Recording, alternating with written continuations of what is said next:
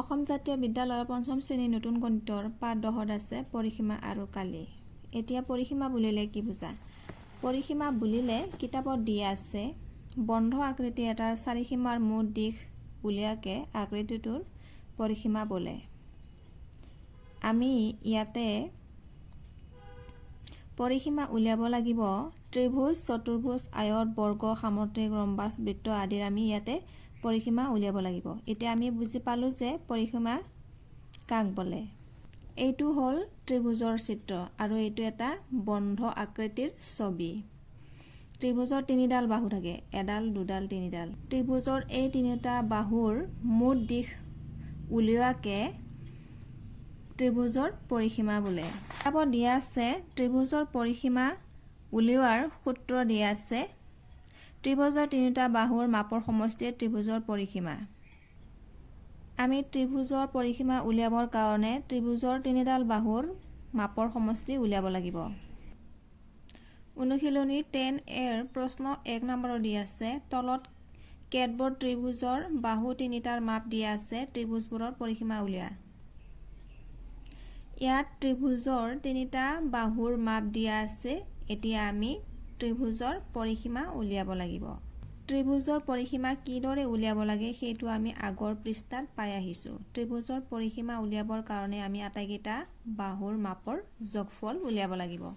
গতিকে এই তিনিটা সংখ্যাক আমি যোগ কৰিব লাগিব। সমাধানত আমি লিখিব লাগিব ত্ৰিভুজৰ পৰিসীমা আৰু বাহু তিনিটাৰ মাপ দিয়া আছে 12 সেণ্টিমিটাৰ, 18 সেণ্টিমিটাৰ, 22 সেণ্টিমিটাৰ।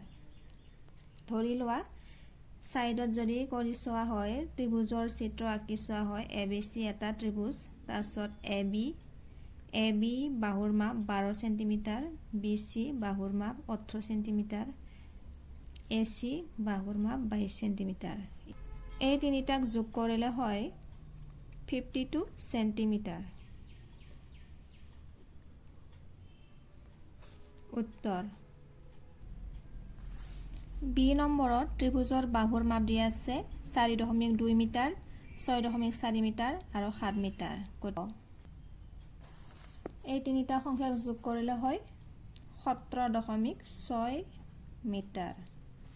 উত্তৰ ত্ৰিভুজৰ মাপ দিয়া আছে 25.16 সেণ্টিমিটাৰ, 26.39 সেণ্টিমিটাৰ আৰু 30.05 সেণ্টিমিটাৰ।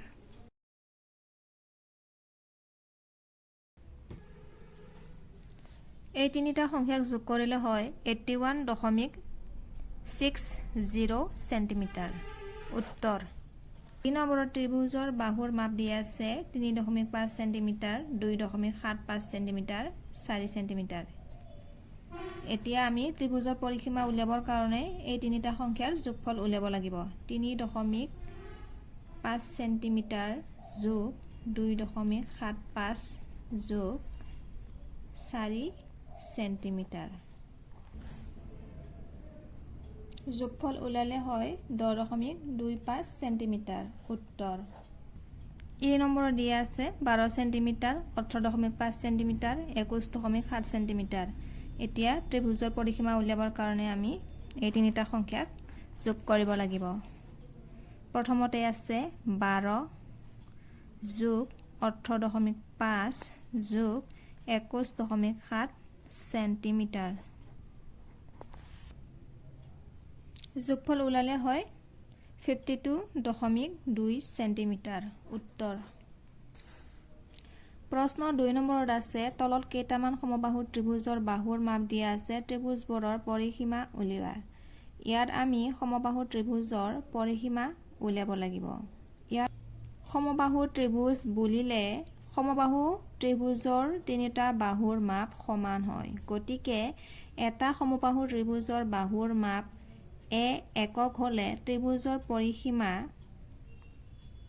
যেহেতু ত্ৰিভুজ এটাৰ তিনিডাল বাহু থাকে গতিকে আমি তিনিবাৰকৈ যোগ কৰিব লাগিব। আমি এই সূত্ৰটো মনত ৰাখিব লাগিব। যদি আমাক সমবাহু ত্ৰিভুজৰ পৰিসীমা উলিয়াব দিয়ে তেতিয়া আমি বাহুৰ মাপক 3 সংখ্যাৰ লগত পূৰণ কৰিব লাগিব। এ নম্বৰত সমবাহু ত্ৰিভুজৰ বাহুৰ মাপ দিয়া আছে 15 মিটাৰ। এতিয়া আমি পৰিসীমা উলিয়াব লাগে। সমবাহু ত্ৰিভুজৰ পৰিসীমা উলিয়াবৰ কাৰণে আমি বাহুৰ মাপক 3 সংখ্যাৰ লগত পূৰণ কৰিব লাগে। গতিকে আমি 15 সংখ্যাক 3ৰ লগত পূৰণ কৰিব লাগিব। 3 আৰু 15ক পূৰণ কৰিলে হয় 45। এককটো লিখিব লাগিব মিটাৰ। উত্তৰ বি নম্বৰত আছে সমবাহু ত্ৰিভুজৰ বাহুৰ মাপ দিয়া আছে 8 ডেকামিটাৰ। এতিয়া আমি সমাধানত প্ৰথমে লিখিব লাগিব সমবাহু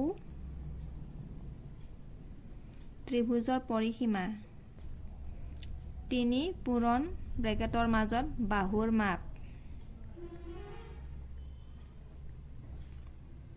3 পূৰণ বাহুৰ মাপ দিয়া আছে 8 ডেকামিটাৰ। 8 ডেকামিটাৰ। এই দুটাক পূৰণ কৰিলে হয় 24 ডেকামিটাৰ। উত্তৰ সমবাহু ত্ৰিভুজৰ পৰিসীমাৰ সূত্ৰটো আছিল 3 পূৰণ ব্ৰেকেটৰ মাজত লিখিব লাগিব বাহুৰ মাপ 3 পূৰণ বাহুৰ মাপ দি আছে 12 সেন্টিমিটাৰ। এই দুটাক পূৰণ কৰিলে হয় 36 সেন্টিমিটাৰ। উত্তৰ প্ৰশ্ন 3 নম্বৰত আছে তলৰ কেইটামান চতুৰ্ভুজৰ বাহুৰ মাপ দিয়া আছে চতুৰ্ভুজ কেইটাৰ পৰিসীমা উলিওৱা। এ নম্বৰৰ সংখ্যাবোৰ দিয়া আছে 25.12 সেন্টিমিটাৰ, 32.08 সেন্টিমিটাৰ, 18.80 সেন্টিমিটাৰ, 22.7 সেন্টিমিটাৰ। এতিয়া চতুৰ্ভুজৰ পৰিসীমা উলিয়াবৰ কাৰণে আমি সূত্ৰটো জানিব লাগিব। চতুৰ্ভুজৰ পৰিসীমা উলিয়াবৰ কাৰণে আমি চতুৰ্ভুজৰ চাৰিওটা বাহুৰ মাপৰ আমি যোগফল উলিয়াব লাগিব। ইয়াতে চাৰিওটা বাহুৰ মাপ দিয়া আছে।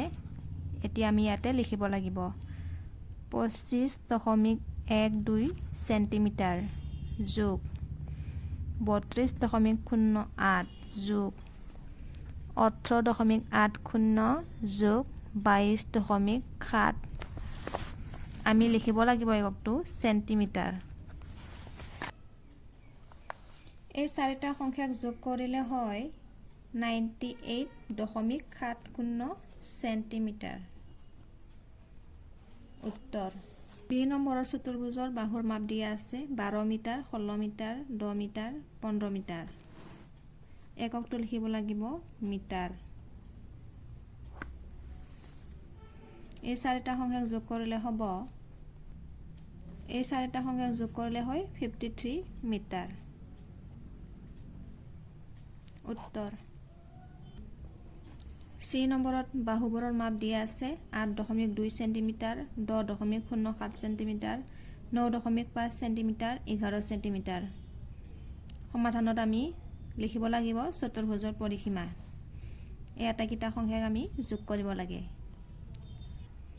এই চাৰিটা সংখ্যাৰ আমি যোগফল উলিয়ালে হ'ব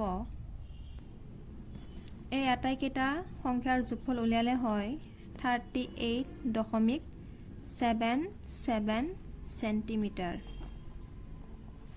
উত্তৰ ডি নম্বৰত চতুৰ্ভুজৰ বাহুৰ মাপ দিয়া আছে 13 ডেকামিটাৰ, 18 ডেকামিটাৰ, 16 ডেকামিটাৰ, 15 ডেকামিটাৰ। এই চাৰিটা সংখ্যাক আমি যোগ কৰিব লাগিব। গতিকে সমাধানত আমি লিখিব লাগিব চতুৰ্ভুজৰ পৰিসীমা 13 যোগ 18 যোগ 16 যোগ 15 ডেকামিটাৰ। এই চাৰিটা সংখ্যাক যোগ কৰিলে হয় 62 ডেকামিটাৰ। উত্তৰ ই নম্বৰৰ চতুৰ্ভুজৰ বাহুৰ মাপ দিয়া আছে 17 ফুট, 18 ফুট, 14 ফুট, 19 ফুট। এতিয়া আমি চতুৰ্ভুজৰ পৰিসীমা উলিয়াবৰ কাৰণে এই চাৰিটা সংখ্যাৰ যোগফল উলিয়াব লাগিব। প্ৰথমতে লিখিব লাগিব আমি 17 যোগ 18 যোগ 14 যোগ 19। এককটো লিখিব লাগিব আমি ফুট।